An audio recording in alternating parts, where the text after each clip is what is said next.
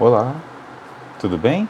Eu sou o diácono Giovanni Lazzaroni e nós vamos hoje dar sequência. Eu sou o professor da EBD, da Primeira Igreja Batista de Nova Iguaçu, do profeta Isaías, cujo tema do trimestre é Isaías, o Evangelho do Antigo Testamento. Mas antes vamos orar? Senhor Deus, Pai amado de misericórdia, Deus Todo-Poderoso, Senhor dos céus e da terra, obrigado, Pai, por estar podendo falar contigo, Senhor. Queremos te pedir, Senhor, que os estudos, ó Pai, deste tema, ó Deus, desta EBD, possam estar guardados nos nossos corações, ó Pai, e que os teus servos possam ter entendido, ó Pai, o significado, ó Pai, desse estudo tão precioso. Te peço, ó Deus, que o Senhor possa colocar no coração de cada um, ó Deus, a Tua revelação, a Tua palavra, que os corações, ó Pai, as mentes, ó Pai, dos irmãos e das pessoas que estão ouvindo esta mensagem, estão estudando essa mensagem, possam ter lições significativas para as suas vidas. Obrigado, ó Deus, por tudo. Nos abençoe e nos guarde. Fica conosco, ó Deus, no decorrer desse estudo. Essa oração que te fazemos em nome do Senhor Jesus. Amém. Bem, revendo o estudo anterior, na lição 8, nossa irmã Nelma nos falou sobre o tema proteção e bênção de Deus a seu povo. O texto áureo é Isaías 43, 25, que diz o seguinte: Eu mesmo sou o que apago as tuas transgressões por amor de mim, e não me lembro dos teus pecados. Né? Entre várias coisas que a irmã Nelma trouxe para a gente percebe que, independente de qualquer situação adversa, Deus protege seu povo e o conduz a caminhos seguros. Vimos isso pela iminente queda daquela situação, né, do Império Babilônico e a ascensão do Império Persa. Embora existia uma situação muito intensa de preocupação, nós aprendemos que Deus ele está sempre no controle da história, né? E atento a tudo que Israel passava, porque ele é um Deus soberano e que garante socorro nas situações de adversidade. Então, dessa lição, nós saímos reconfortados ao expressar o louvor a Deus pelo livramento recebido e com motivos para prestar-lhe culto e sendo desafiados, verdadeiramente desafiados, ser instrumentos de Deus para abençoar os outros, dar testemunho da ação de Deus nas nossas vidas, né? Então, hoje, na lição 9, nós vamos conversar um pouco sobre o tema o sofrimento do Messias e a salvação que ele opera. Os textos bíblicos vão ser de Isaías 51 a 54, nós vamos pensar alguns textos, mas é importante a gente destacar o texto áureo, que é Isaías 53, 4 e 5, que diz o seguinte: Verdadeiramente ele tomou sobre si as nossas enfermidades e levou sobre si as nossas dores, e nós o consideramos aflito, ferido por Deus e oprimido, mas ele foi ferido por causa das nossas transgressões e esmagado por causa das nossas maldades. O castigo que nos traz a paz estava sobre ele, e por seus ferimentos fomos sarados. Dessa vez, irmãos, nós vamos compreender que Deus opera a salvação através da ação do Messias, seu Filho Jesus, e que seu sofrimento, o sofrimento de Jesus na cruz, profetizado por Isaías, confirmado pelos Evangelhos, né, pelo Novo Testamento, mostra que as profecias se cumprem e que o nosso sofrimento terá fim na plenitude dos tempos. Quando o sofrimento do povo teria fim, quando Deus dissesse, porque Deus era soberano, a plenitude dos tempos seria um momento de paz, onde o reino de Jesus seria instaurado, o Messias, o Rei dos Reis, Salvador bendito. E não podemos deixar de ter em mente que devemos ser portadores da boa notícia. Que boa notícia é essa? O Evangelho da graça de Deus em Cristo, que liberta o homem do pecado, e nós devemos sempre esperar pelo reino de paz do Senhor Jesus. Um reino iminente, um reino eterno, um reino que nos dará alegria para sempre. Nessa lição, nós podemos perceber que a mensagem messiânica ela foi desenvolvida criando uma expectativa pela vinda do Messias, à medida que foi sendo revelado.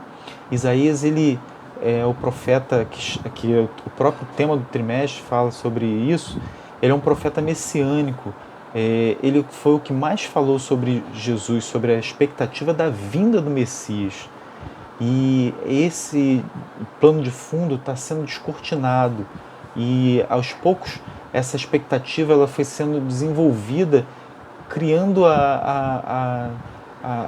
em nós a expectativa pela vinda do Messias. Então eu peço para que você venha conosco nessa trajetória marcada por essa esperança, muito presente nos textos do profeta Isaías, sobretudo nos textos pós-exílicos, né? Uma mensagem de salvação, uma mensagem de renovo. A primeira parte é a expectativa messiânica, é anunciada. Cada vez de forma mais clara e sem sombra de dúvidas, o escritor bíblico desenvolve a expectativa messiânica, que é uma realidade no texto veterotestamentário, do profetismo do exílio, né? O texto veterotestamentário é do Velho Testamento, do Antigo Testamento, né? Assumindo contornos muito mais bem definidos quando a gente percebe esses escritos do profeta Isaías. Em Isaías 51, 3 e 4, a gente percebe isso e diz assim o texto: porque o Senhor consolará Sião, consolará todos os seus lugares destruídos e fará o seu deserto como Éden e a sua solidão como o jardim do Senhor. Nela haverá prazer e alegria, ação de graças e som de cântico. E atentei-me, povo meu, nação minha, inclinai os ouvidos para mim, porque a lei sairá de mim e estabelecerei a minha justiça como luz dos povos. Essas palavras-chave, elas demonstram como ocorrerão na vida de Israel: consolo, paz, alegria, ação de graças, som de cântico. Hoje a gente percebe que, como nós fomos alcançados pelo poder de Deus, pois Ele inclinou seus ouvidos para ouvir o nosso clamor. Nós entendemos que nós vivemos uma vida de pecado e nós pedimos a misericórdia de Deus. E aí, essa situação, mesmo o mundo em que vivemos ser um mundo de total destruição, né? Nação contra nação, os homens eles tomando decisões que impedem que haja uma comunhão com Deus, esse conjunto de valores que imperam no mundo que vivemos hoje, sem que haja Jesus no nosso coração, não há consolo, não há paz, não há alegria. E aí nós não podemos ter ação de graça. Por isso que Deus ele conclama, ele faz com que o povo tenha expectativa da vinda do Messias, para que eles possam realmente viver uma vida em que a alegria, paz e esperança e ação de graças possa ser uma constante, porque hoje nós fomos alcançados, porque Deus ele se inclinou o seu ouvido para ouvir o nosso clamor. E essa é uma transformação que não é uma transformação temporária, não é uma transformação que depende da minha atitude, da sua atitude, da gente manter uma vida de acerto contínuo, de nunca errar. ela é uma transformação que depende da graça de Deus. É uma transformação na vida de cada um de nós, mas é uma transformação permanente. Uma vez que você busca essa transformação e é alcançado pelo poder de Deus, através de Cristo Jesus, através do Messias, Deus ele transforma a sua vida. Agora, uma coisa muito interessante que a gente deveria estar refletindo é: será que cada um de nós passamos por essa transformação? Será que você deu ouvidos e foi alcançado pelo poder de Deus através de Cristo Jesus? Vale uma reflexão, meu amigo. Vale uma reflexão, meu irmão. Vale uma reflexão, internauta. Você que está ouvindo esse estudo de EBD. Então, a gente percebe que a expectativa messiânica é algo que envolve a salvação de Deus e ela é intimamente demonstrada pela ação messiânica. Isaías está dizendo isso. Ele representa o juízo para todos os que trouxeram sofrimentos para Israel. Deus ele protege o seu povo. Ele exerce juízo também pelo seu povo, mas o desfecho dessa história, como Isaías quer mostrar, aponta para a misericórdia de Deus diante do seu povo e o castigo para as nações que trouxeram sofrimento para Israel. Isaías 51, 22 e 23 mostra bem isso. Assim diz o teu Senhor e o teu Deus, que defende a causa do seu povo. Eu tiro da tua mão a taça de atordoamento e o cálice da minha ira. Nunca mais beberá dele, mas eu o colocarei nas mãos dos que te afligem, aqueles que te diziam: abaixa-te, para que passemos sobre ti, e fizeste das tuas costas um chão e uma rua para os que passavam.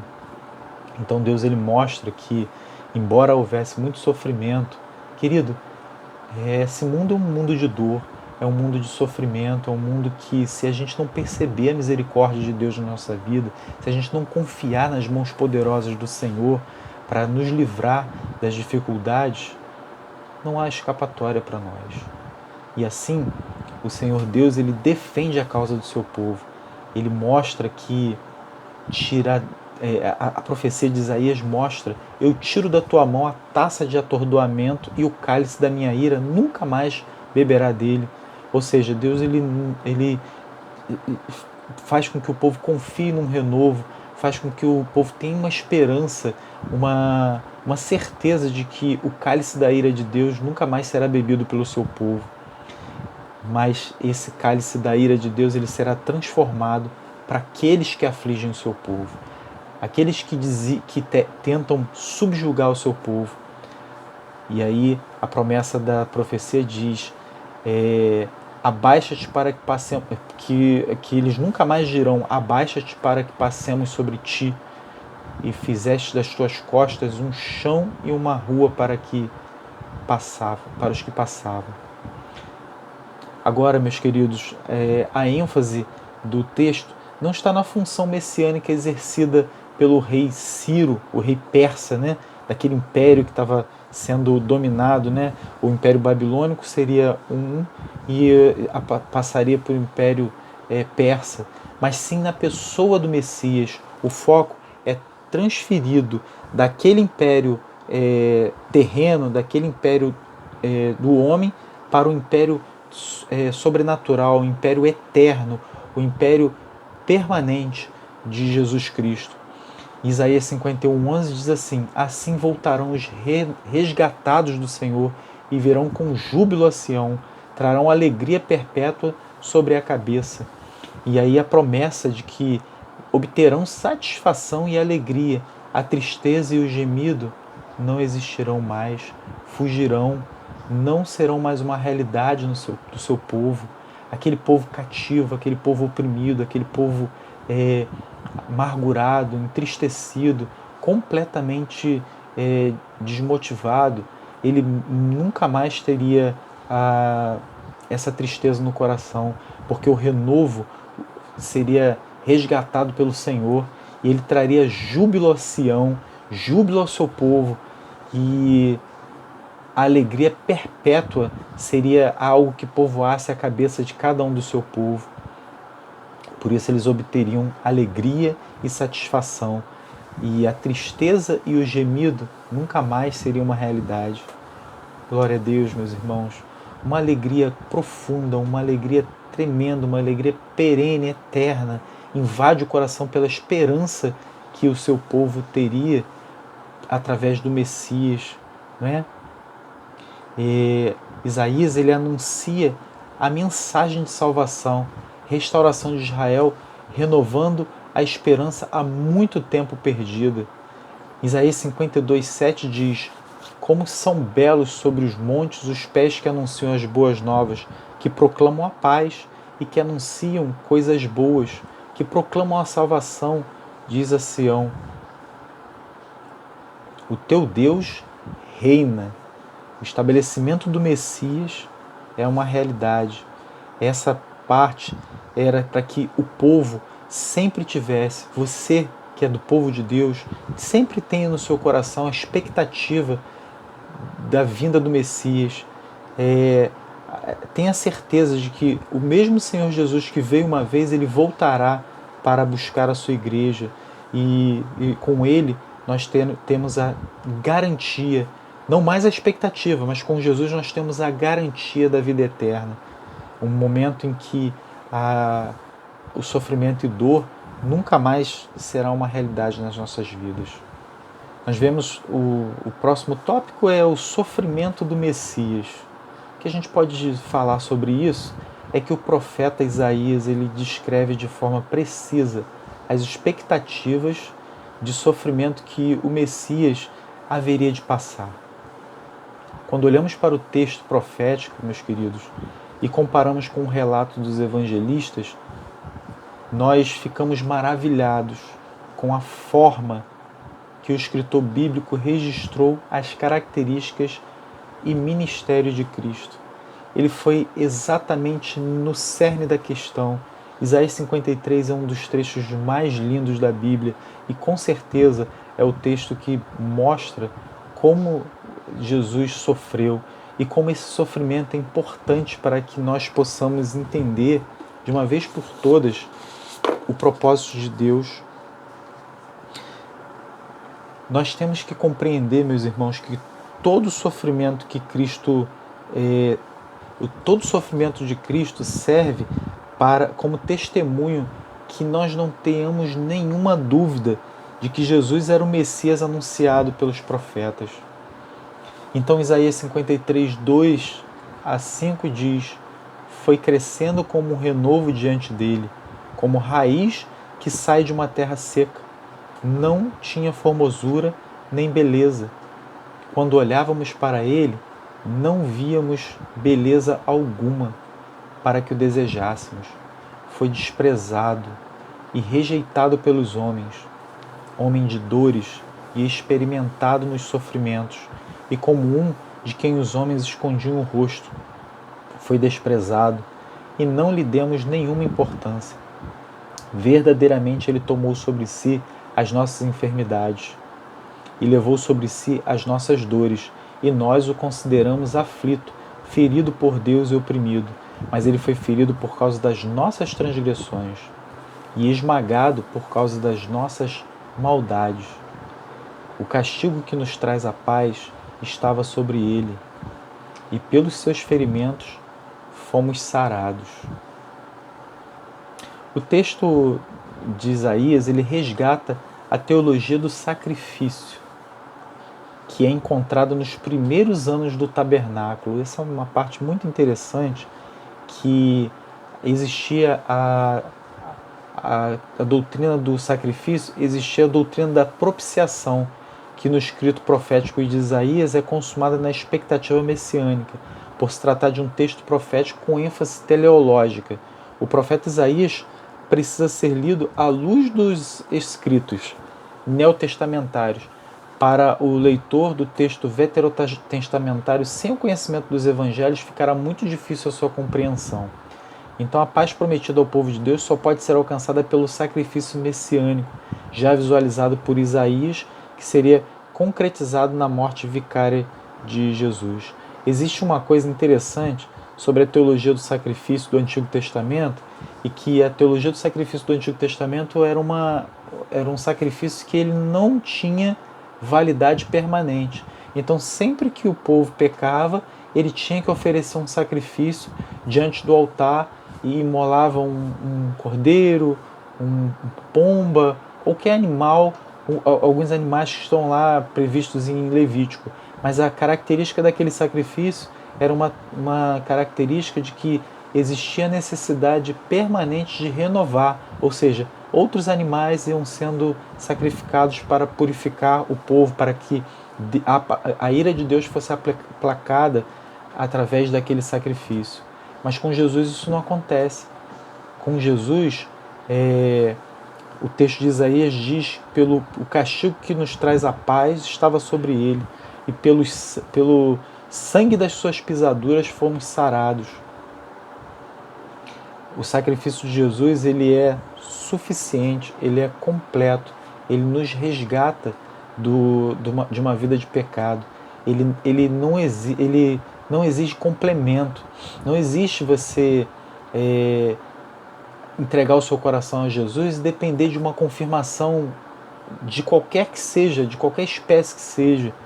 Jesus, ele é suficiente para purificar o seu pecado, te tirar dessa vida de pecado através do perdão diante de Deus, fazer com que você tenha entrada no céu de Deus através do sacrifício de Jesus. É um sacrifício perfeito, perfeito. O texto de Isaías diz: mesmo que nós não tivéssemos a noção, nós tivéssemos a dimensão, nós tivéssemos rejeitado a Ele, os homens tivessem rejeitado, Ele tomou sobre si as nossas iniquidades e verdadeiramente levou sobre si as nossas dores, e nós consideramos por aflito, ferido por Deus e oprimido. Mas Ele foi ferido pelas nossas transgressões. Jesus, ele tomou sobre si todos os nossos pecados. Ele foi diante de Deus e nos resgatou dessa vida triste de pecado que nós vivemos.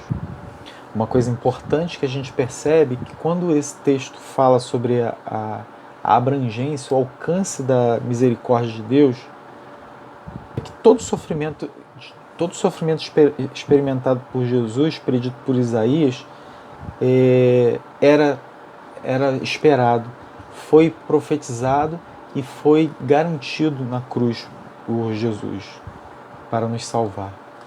Por isso, nós agradecemos a Deus por esse sacrifício, por essa misericórdia. A glória de Jerusalém será restabelecida. Então a gente percebe que a mensagem de Jerusalém, a mensagem que Jerusalém viverá, novamente nos dias de glória está presente não apenas com Isaías, mas também em todo profetismo tardio encontrado após o fim do cativeiro babilônico. Sião mais uma vez será exaltada. A gente pode ver isso em Isaías 54, 2, que garante isso. Mostra para mim, diz o texto bíblico nos mostra. Diz assim, Isaías 54, 2: amplie o lugar da tua tenda e estendam-se as cortinas das tuas habitações. Não o impeças, estica as tuas cordas e firma bem as tuas estacas. Mostra que mais uma vez isso implica em progresso, em ampliação. Estender as tendas é como se você pudesse tomar posse de uma determinada terra e ali pudesse habitar. É isso que o texto está dizendo. É que a cidade de Jerusalém ela voltaria a existir, ela seria restaurada, né? A glória de Jerusalém será restabelecida. Mas o alcance dessas promessas, a glória de Jerusalém, o restabelecimento da cidade santa que vive o povo de Deus, ele não se restringe só geograficamente.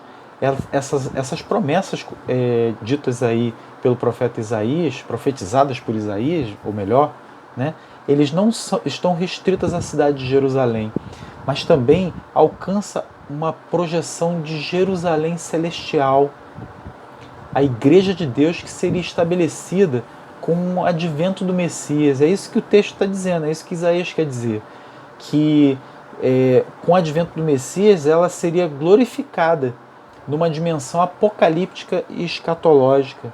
Olha que texto maravilhoso, o de Apocalipse 21, de 1 a 27. Eu vou ler pausadamente para os irmãos perceberem, né? Apocalipse 21, de 1 a 27. É que mostra a dimensão da Jerusalém celestial. Olha o texto lindo que João ele foi levado a um lugar que era indescritível, né? Ele estava exilado na ilha de Patmos, então um anjo disse para ele: sobe aqui que eu vou te mostrar. E aí ele teve essa experiência, ele teve vários relatos, e em Apocalipse 21, de 1 a 27, ele conta um desses relatos. Então eu vi um novo céu e uma nova terra, pois o primeiro céu e a primeira terra já se foram, e o mar já não existe. Vi a cidade santa, a nova Jerusalém que descia do céu, da parte de Deus, enfeitada como uma noiva, preparada para o seu noivo. E eu vi uma forte voz que vinha do trono e dizia: o tabernáculo de Deus está entre os homens, pois habitará com eles. Eles serão o seu povo, e Deus mesmo estará com eles. Ele lhes enxugará dos olhos toda lágrima, e não haverá mais morte, nem pranto, nem lamento, nem dor, porque as primeiras coisas já passaram. O que estava sentado sobre o trono disse: eu faço novas todas as coisas. E acrescentou: escreve, pois estas palavras são fiéis e verdadeiras. Disse-me ainda: está cumprido. Eu sou o Alfa e o Ômega, o princípio e o fim. A quem tiver sede, darei de beber de graça, da fonte da água da vida. Aquele que vencer herdará essas coisas. Eu serei seu Deus e ele será meu filho. Mas quanto aos covardes, incrédulos, abomináveis, homicidas, adúlteros, feiticeiros, idólatras e todos os mentirosos, a sua parte será o lago ardente de fogo, de enxofre, que é a segunda morte. Então, um dos 7 anjos que traziam as 7 taças cheias das 7 últimas pragas veio e me falou: vem, eu te mostrarei a noiva, a esposa do Cordeiro. Ele me levou em espírito a um monte grande e alto e mostrou-me a cidade santa, Jerusalém, que descia do céu da parte de Deus, cuja glória ela resplandecia como uma pedra muito preciosa, como se fosse jaspe cristalino. E havia um muro grande e alto com 12 portas, e cada porta havia um anjo em nomes escritos sobre elas, a saber, os nomes das 12 tribos dos filhos de Israel.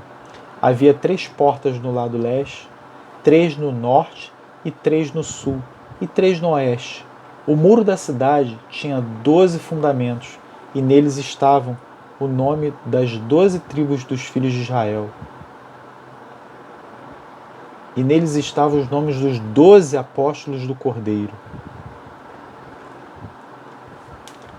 Aquele que falava comigo tinha uma haste de ouro como medida para medir a cidade, suas portas e seu muro.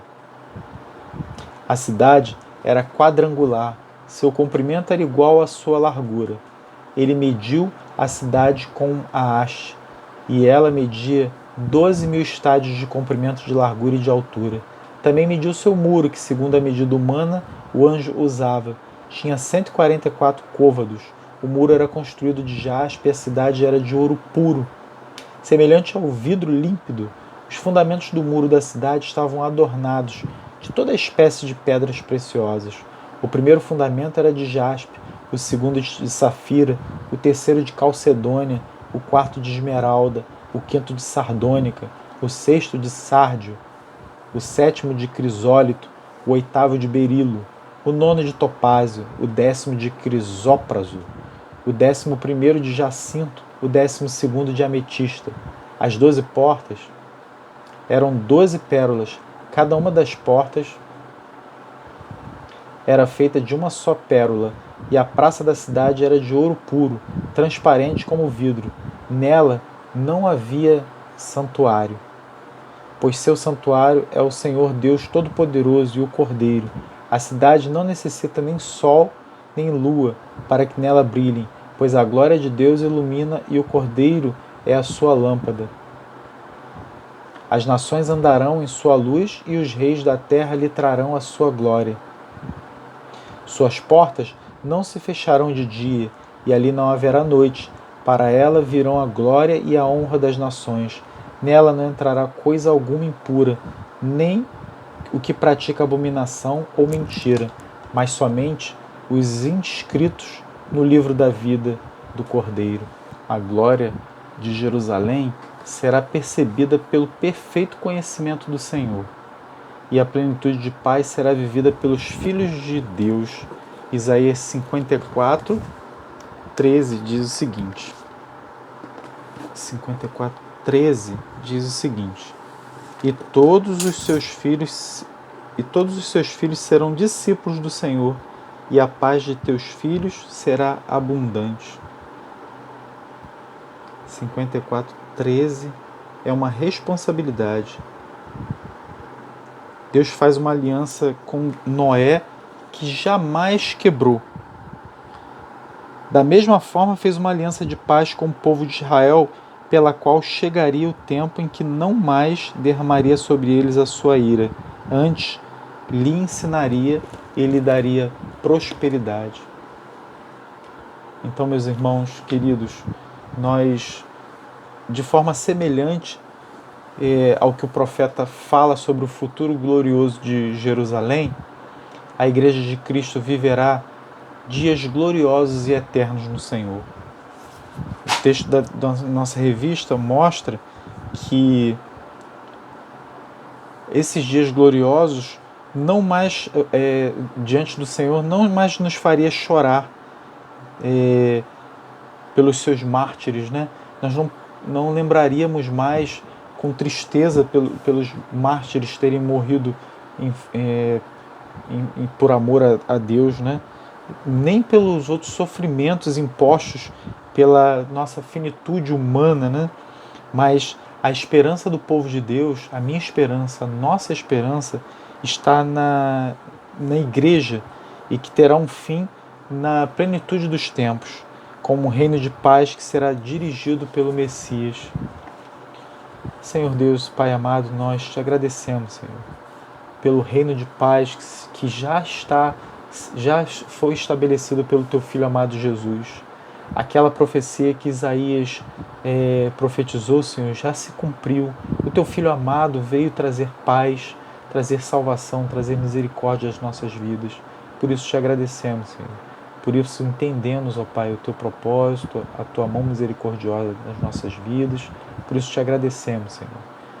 Por isso, Senhor Deus, te servimos. Permita, ó Deus, que nós tenhamos a cada dia, ó Deus, a alegria no nosso coração, o entusiasmo de sermos considerados como servos teus, Senhor.